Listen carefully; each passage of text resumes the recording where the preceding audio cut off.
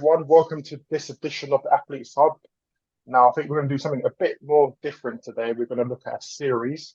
So, this series focuses on England's so-called golden generation. So, England team throughout a 10-year period, which included world-class players in every position, essentially, who went on to compete in more than 4 tournaments throughout that time, but didn't quite achieve what they were expected to achieve. And I think the point of this series really is to sort of look on that and just dissect the reasons why that didn't happen. And I'm joined by Kieran today, who's obviously been had a conversation off camera for a long time, so it'd be interested to get your thoughts.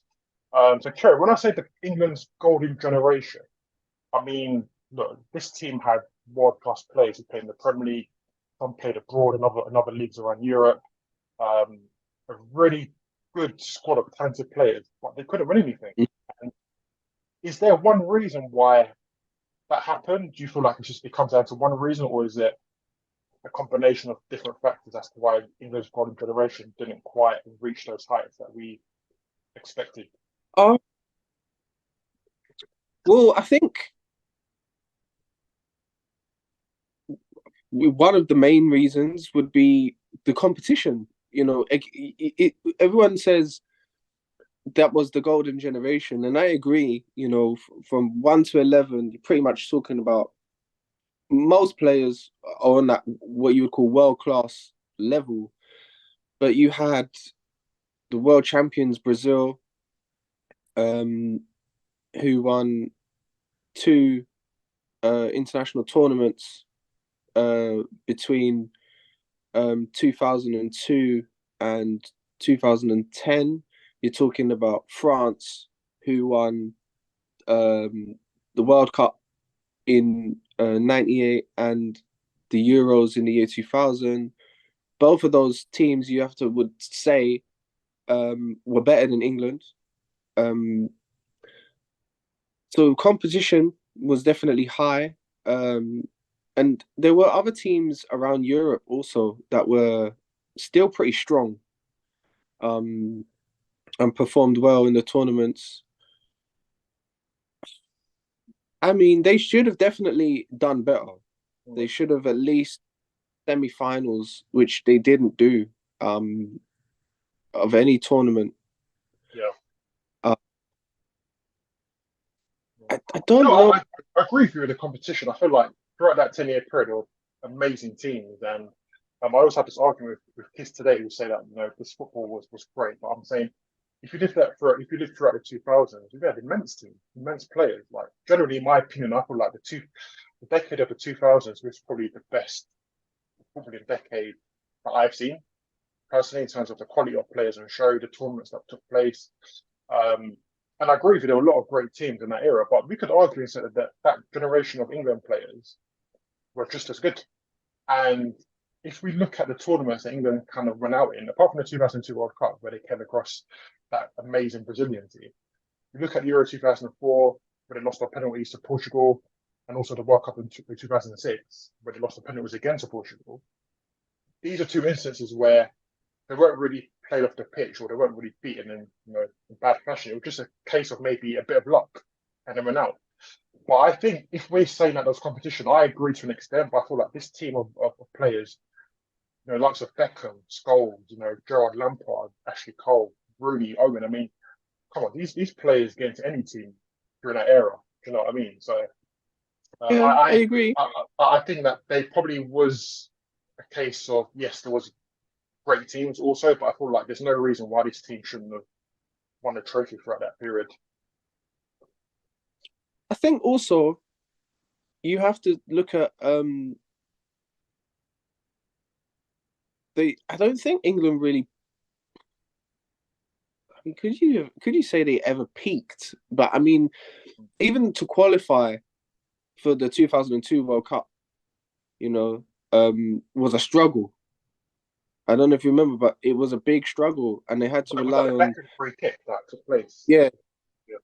brilliant of one player to get it done. And so the talent was definitely there, but I don't know if they you can never say they really like clicked, Yeah, and really peaked to a point where you could say, wow, like they're real. As England fans, we always felt like they're contenders, right? But in reality, they were pretenders because they never rose to the occasion.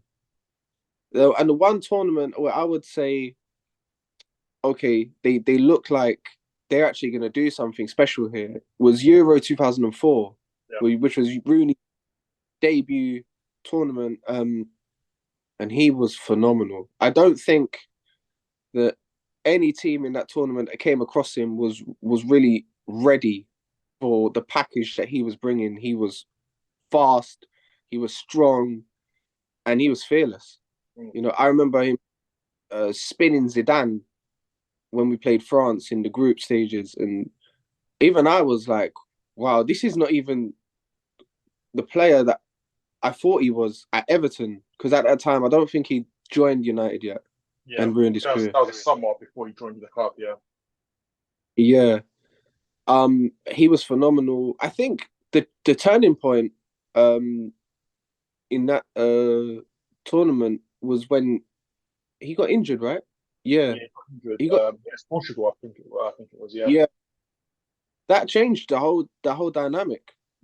Because at that point, I really think that he was bringing everyone's level up. Lampard had a great tournament. Um, Gerrard was having a good tournament. Even I think Scholes had scored his first England goal for 2 years. it was against I France. I think the first game, wasn't it? believe so, or it may have been against Croatia. But either way, so everyone was playing really well. Um, Ferdinand wasn't at that tournament because he had missed the drugs test. But Terry and Campbell were as solid as anything. Ashley Cole was performing at a crazy level. Just gone unbeaten in the league with Arsenal. Um, It's hard. You know, one, it's hard. Yeah, so go on. no, sorry. All I would say is one more thing I would add though is that perhaps the one thing they were lacking was, I mean, they were still decent players to call on if that core group of players wasn't necessarily working. But I don't think the strength and depth of that team was necessarily as good as it has been in the later years. Now for example, if Bellingham is injured, for example, England call on Madison, or they can even ask Foden to play centrally. Whereas then, if David Beckham's injured, for example, you you you, you could bring in players like Kieran Dyer, who was a good player for Newcastle, but he's not going to give you the same delivery or Yeah, or the same quality. The same as if Sol Campbell isn't in that defense, who are you going to put next to Ferdinand? Before Terry, 2000 and Terry didn't even go to the World Cup mm. in 2002. So that was I his guess you could have breakout called tour. him. I don't. You have players like Martin Keown, who again was an invincible with Arsenal. I know he probably would have been a bit older at that stage, I but think he was Kieran was someone at that invincible point. at that stage. Yeah. But if it comes Yeah, to major tournaments, because I remember Fabio Capello calling on Paul Scholes in 2010 to take part in the 2010 World Cup because he had a good season at Man United, and he wasn't. Again, he wasn't. I wouldn't say he was at his peak at the time, but he was still a quality player. Um, but I feel like again, what you said about sort of the squad depth, I feel like back in those days, you had players like, for example, Gareth Barry, who started at Aston Villa and was, I mean, to get into the team as a teenager at Aston Villa was a big achievement because they had seasoned pros at the time. And I feel like you mentioned Madison as an example. I probably feel like the England midfielders we had at that time, besides, Scholes, Gerrard, and Frank Lampard, they weren't seen as glamorous football players. Whereas now you've got the likes of Madison, Bellingham, who are sort of flair players in there. They can link up, play well. They're just easy on the eye.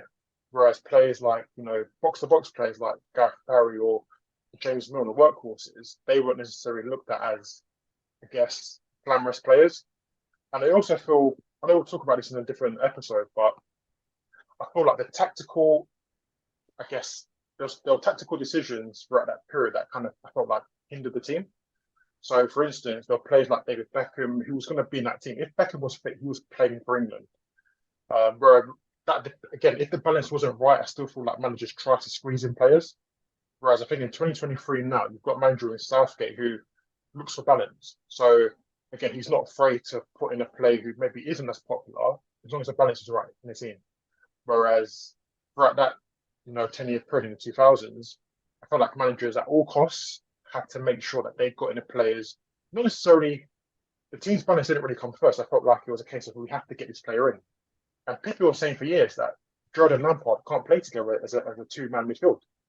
But managers, whether it's Sven Eriksson, or Steve McLaren, who was in there briefly, or Fabio Capello, they all, I guess, opted to play with Gerrard and Lampard in the two-man midfield. But it was clear they couldn't coexist because of just different players, and there wasn't a balance there. Whereas I feel like if that generation of players was in 2023, I feel like we could probably say, you know what, maybe Carrick would have come in, or Gareth Barry might have been in there to give a bit of balance. Then you have Scholes and then Gerrard, and then go from there really. So I feel like probably managers' decisions for that period to play the best players, despite the balance, was probably one of the reasons why I didn't quite achieve. Because again, these are great players you put in there. These are great individual talent, but at the same time, we've got to have a good team. And if the team balance isn't quite there, then that's why you probably don't get the results that we should have got at that time, really.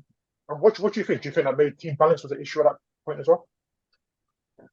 I do. I think tactical readiness as well. Like I can already picture how you would fit Gerrard and Lampard into the team if you play a three-man midfield rather than a two-man, like in the central areas, and have a player behind them to shield the back four, and then you let them play. I mean, such was Beckham's quality. I mean, he played central midfield for Real Madrid in the latter stages of his Real Madrid career to great success. He was actually out of the team, and they were struggling in the league, so they brought him back into the team, but not on the right. They brought him into the center of midfield, and he was just pinging. And I think even when not Capello, McLaren had brought Beckham back into the fold after freezing him out, inexplicably, when he came back, he was in central areas, and his delivery was so good. It really didn't matter where Beckham played, and he was such a player.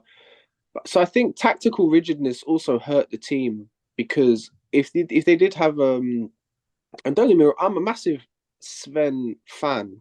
I really do think he did good things for the national team, but if there was one criticism of him you could have, it would be that he was so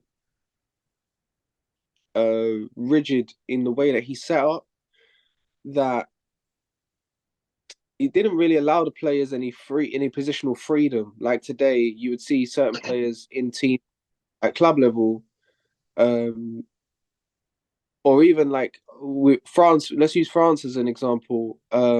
Today, I was watching France in the qualifiers recently, and Griezmann had a free roll. He's not pinned to one position; he's roaming, so he can find the space and he can pick the passes.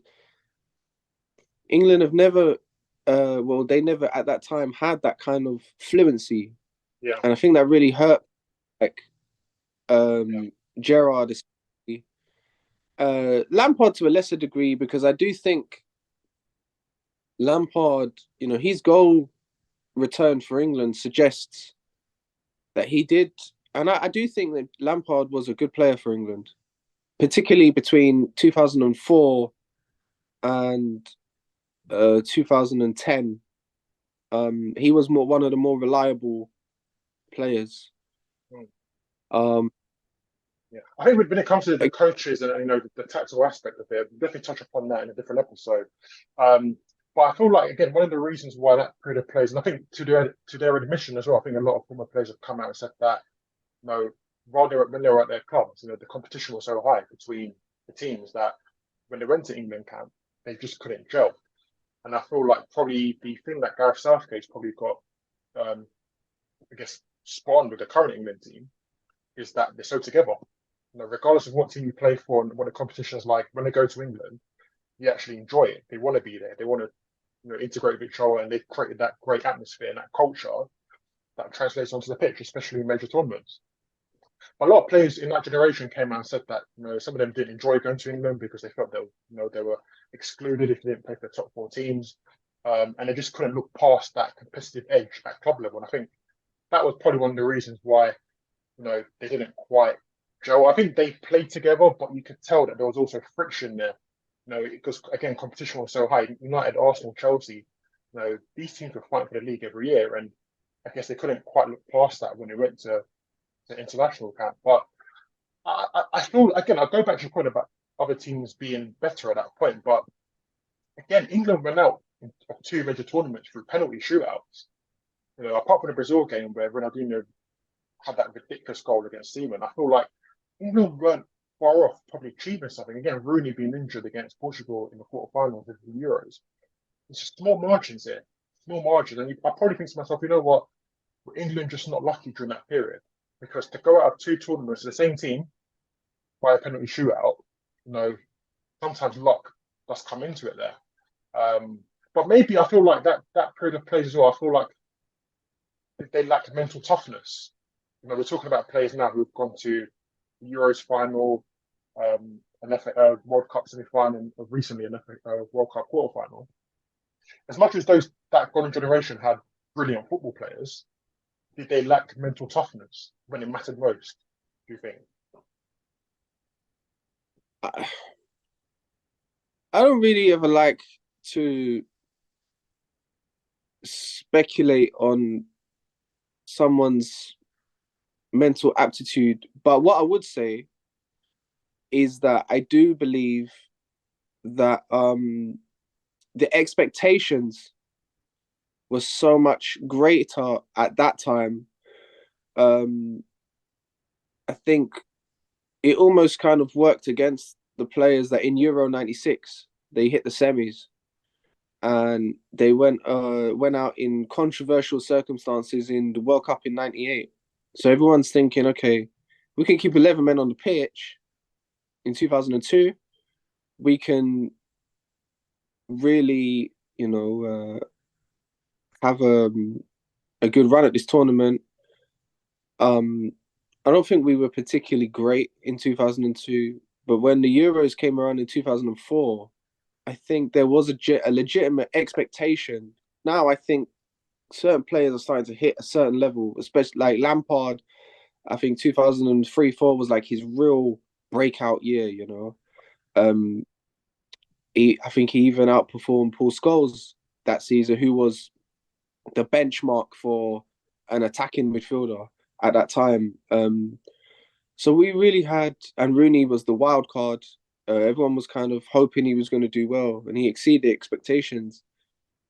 But I think the expectations from the fans, and I think we've heard former England players talk about this before. Sometimes it can be like crippling because you're so desperate to do well that in the end you don't do anything. We seen like David Beckham cry every time he was playing in an England shirt and they lost.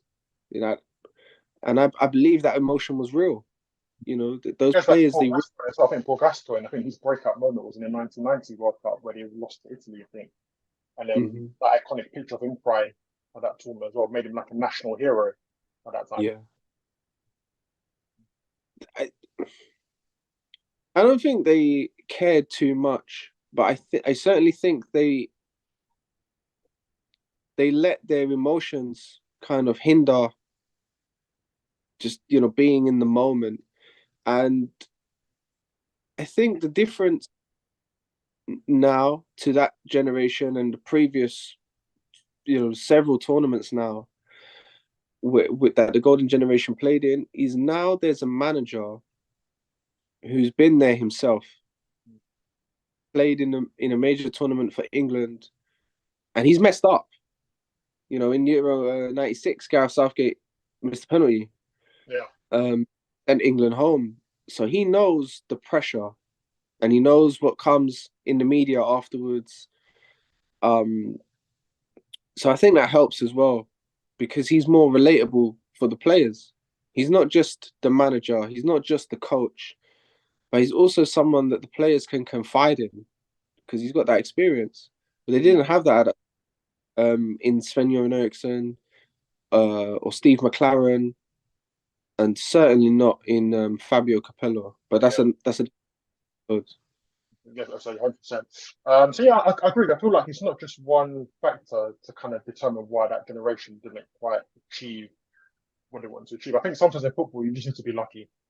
And if you're playing in the era where you've got so many great players, like I said before, and so many great teams, there's going to be a lot more hurdles to reach, to reach that top level and reach the World Cup or the Euros during that period. And I feel like that England team, as much as they had great players, it's just a different factors, whether it's tactical nous, whether it's being lucky, whether it's players not gelling together.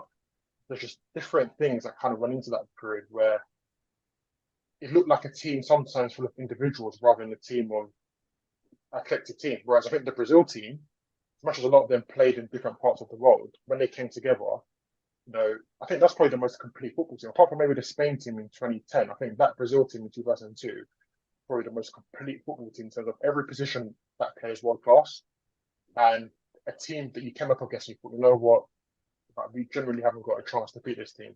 That team was immense. So England were just unfortunate. And again, going out of two tournaments by a penalty shootout, sometimes you've got to say, you know what, it just wasn't our year, it wasn't our time. And I feel like with that group of players, as much as it's probably celebrated how they were the golden generation, it just didn't quite live up to expectations for different reasons. Really, it's a shame because think about what those players won at their football clubs. Every player in that team, won at least a Premier League, or some of them were fortunate to win the Champions League, one percentage of their career. Every player in that team won trophies. Do you know what I mean? The big trophies.